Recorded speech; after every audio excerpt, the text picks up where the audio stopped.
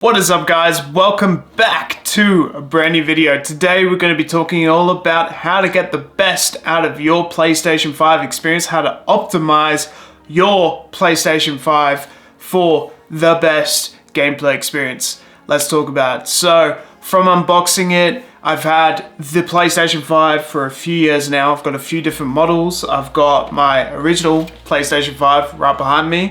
I've got the PlayStation 5 Slim and one of the OG models of the PlayStation 5 as well. I've been very fortunate to be able to have that, and these are my best tips and tricks to optimize your performance for your PlayStation 5. Let's talk about it. So the first thing for optimization is just making sure that you're connected to a monitor or a TV that suits the PlayStation 5 for the best performance. So you could start with getting a 4K monitor or a 4K TV. If you are going for a panel, try and go for an IPS panel. It will have the best color correction for monitoring gameplay. Always making sure that your PlayStation 5 is on performance modes.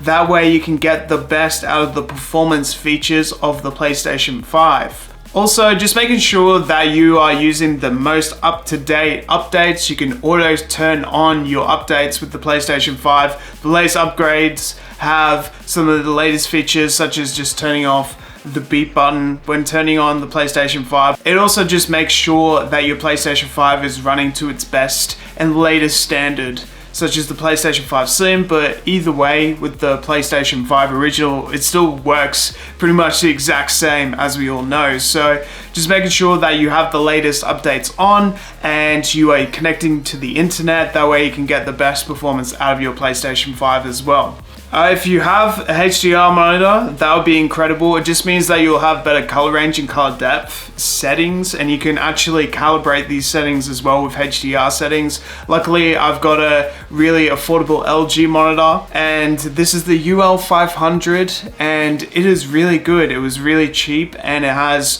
4K. It has the HDR gameplay as well. For such a small monitor that's super affordable, it's really good. So I can calibrate all the HDR settings to how I like it for the best picture performances. Also, with different monitors and different TVs, you have different color settings. So you actually have gaming profiles, like on some of these LG TVs, for example, like the C1, the C2 series, all that sort of stuff. Gameplay monitoring presets available, which is really good for gameplay. It means that you're getting the best out of your gameplay experiences with the best colors and all sorts as well. Usually with the PlayStation 5, what's really good is it connects to these monitors and TVs really well. So it'll actually auto adjust to the best settings already, but you can go in depth and delve deeper into the actual settings of your PlayStation 5 and look at, is this calibrated correctly with the preset of the TV? So you can actually calibrate it a bit further and actually get the best performance out of your TV. So if you delve in a little bit deeper, look at those color settings and calibration settings, making sure that you just turn on to 4K performance, and that way you'll just get the best performance out of your monitoring, which is really fun. Setting up performance mode is also really easy. You mainly just go into your gameplay settings and you can switch between high fidelity mode or performance mode. Performance mode is just going to focus on more of that gameplay performance, just getting the best picture out of your gameplay, and it'll work amazingly. Like with Spider-Man 2, it's already super fast and everything, so just focusing on the performance of the gameplay is definitely necessary to get the best viewing of your gameplay and the best performance in general. And like I said before, you just always want to make sure you're connected to the internet as well. That way you can just get the latest updates and the best performance out of the games, because game tips, game help, all sorts with that as well. Just making sure that your PlayStation 5 is mainly upright. I think that a lot of people have noted that the PlayStation 5 performs better over time when it's more upright than on its side vertical.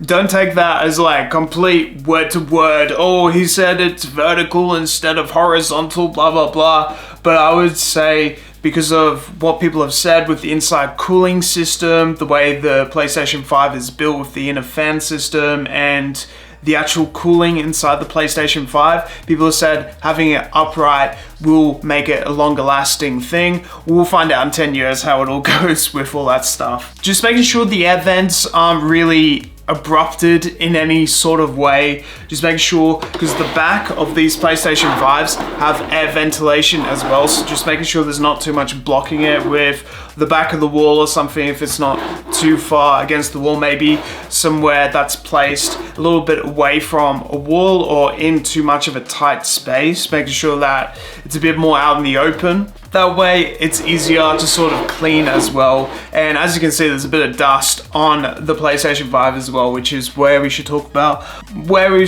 more about cleaning the PlayStation 5. So you can pretty much dust these PlayStation 5s on the outer layer pretty easily. People have used little vacuums to suck out any of the PlayStation 5 dust or anything like that internally. These faceplates are really easy to take off. They're really simple to do so, and what you can do is take them off and look at the actual internal fan and stuff like that, and actually don't blow into it. You just more want to suck all the dust out. So you want to sort of get maybe a mini fan, or just getting like a little duster and dusting around and just making sure that you're in a genuine, pretty dust-free environment. But it's going to happen a lot. Like in my environment, it is going to be pretty dusty around, so I dust quite regularly on the weekends. Well, I try to go around with a duster, but internally you can just take the faceplates off, do a bit of dusting as well there, but make sure that you're not blowing into the console so you don't sort of break anything internally as well.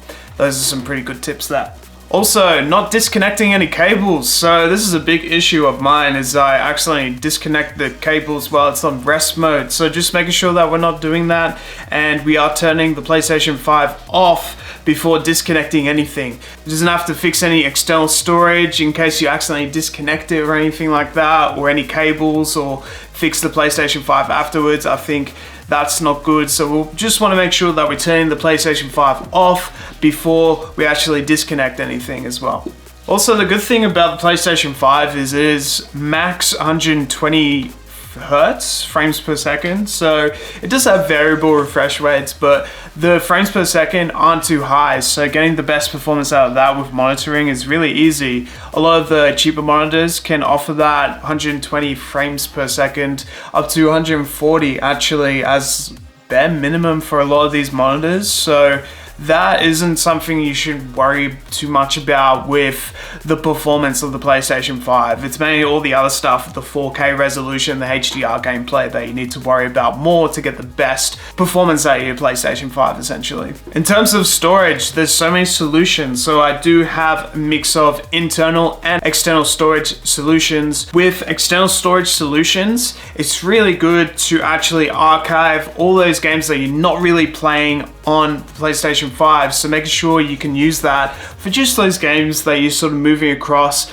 that you're not really using anymore, because you can't play the games off of external storage. But with internal storage, what's really good is it's faster, it's quick load times, but it's not as fast as obviously internal PlayStation 5 memory load times. For example, you're going to get the best performance for actual games that are on the sole PlayStation 5. That'll be the fastest way to load games. So those games that you need the best performance for example, Spider-Man 2, this is the #1 play game. I've got to have that on my PlayStation 5. For all the other games that I'm not using as much, then I can have it on the internal storage. For those games that I just sort of want to archive away, then use external storage. And for the games I'm absolutely not using, definitely clear those away. So making sure that we're cleaning the cache, making sure that we're cleaning all the archives, just making sure that we have enough data that's not limiting the performance of the PlayStation 5, because the more we're using storage, the slower the PlayStation 5 is going to be.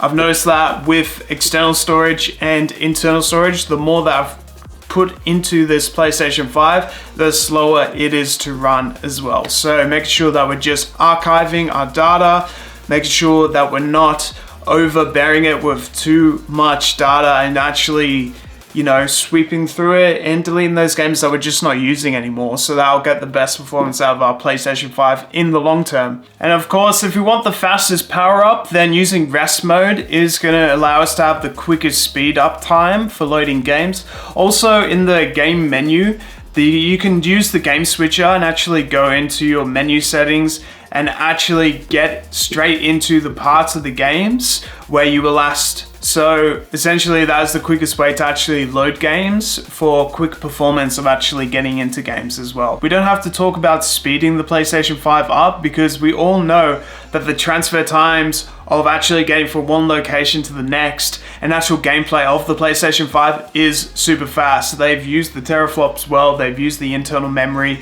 really well with the PlayStation 5. It is a super powerful machine. In terms of audio, the best way to get the audio out of the PlayStation 5 would be using the headsets to get the best 3D audio experience out of it. But I use some other sort of speakers. I use some Logitech speakers behind me for my setup. There's plenty of different speaker setups. Just make sure that you've got the 3D audio engine turned on because they've got a really cool Audio Tempest engine inbuilt into the PlayStation 5. It's really awesome. You can also customize your DualSense controller and headsets for the best performance. With the headsets, you've got EQs with presets you can actually create yourself, or with the DualSense controller, you can actually create your own presets, different customization of vibration settings, haptic feedback settings. If you don't like that, then turn it off, for example. So there are different presets that you can actually enable with the DualSense controller. So just making sure that you're taking advantage of those for your best performing gameplay as well. For battery management for your controllers, just make sure that you have one of these controller chargers. They're really useful. That way, if you're not using one, you can always charge the other one and you'll have full battery life all the time, and it's pretty much good from there. If you don't have one of those, then just using the cable always connected to your DualSense controller. That way you're never running out of battery, you're getting the best performance and the best connection out of your battery as well. Even with the headsets, actually physically connecting it to the controller will give you a louder experience for your headset as well. So just making sure if you want louder performance, then connecting it to your DualSense controller as well. Overall, we've gone through a lot of tips and tricks for optimizing your experience with the PlayStation 5. Please let me know your favorite tip and trick for optimizing your PlayStation 5 experience, and I'll see you guys next time.